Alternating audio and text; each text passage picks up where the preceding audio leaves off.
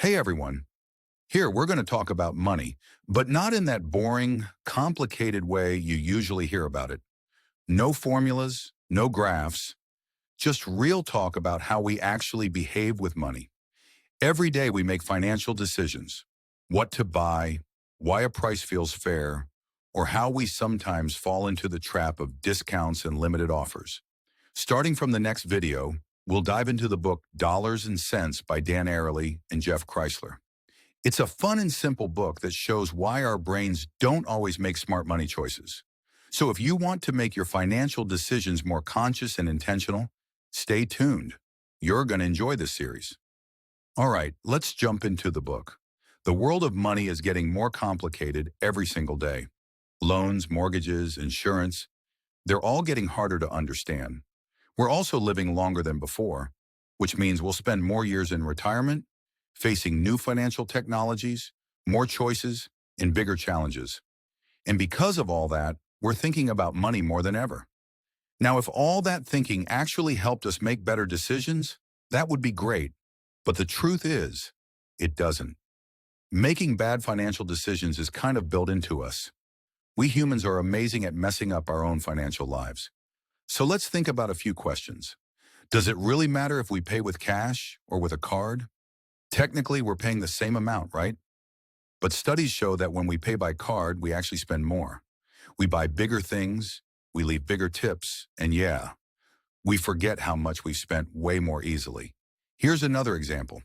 Imagine two locksmiths. One opens your door in 2 minutes and charges you $100. The other takes an hour and also charges $100. Most people feel better paying the one who took longer because it seems like he worked harder. But what if that slower locksmith breaks a few things, wastes your time, and ends up charging you even more? Funny enough, many people still feel like he did a better job, even though he didn't. Now think about retirement. Are we saving enough? Do we even have a rough idea of how much money we'll have when we stop working? Or how much we'll actually need each year after that? Most of us don't.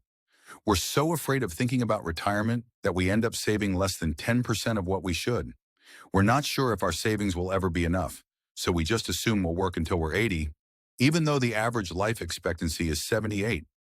So basically, our retirement plan is never retire. And what about time? Do we spend that wisely, or do we waste hours driving around to find cheaper gas, instead of using that same time to find a better mortgage that could actually save us real money? Thinking about money doesn't always help us make better financial choices. Sometimes just thinking about money can change how we behave in deep and weird ways.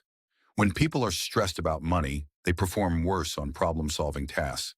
And studies even show that rich people, especially when reminded of how rich they are, often behave less ethically than everyone else. Money matters. It's important for our lives, our economy, and our society. But at the same time, thinking rationally about it is really hard. So what can we do to think more clearly? People usually say, we need financial education, or we need financial literacy. But the truth is, those lessons, like how to buy a car or get a loan, fade pretty quickly. Their long-term effect is close to zero. That's why this book doesn't try to teach financial literacy or tell us exactly what to do with our wallets. Instead, it looks at the most common mistakes we make with money, and more importantly, why we make them. Once we understand what's going on behind the scenes, we can start making smarter, or at least more aware, financial choices.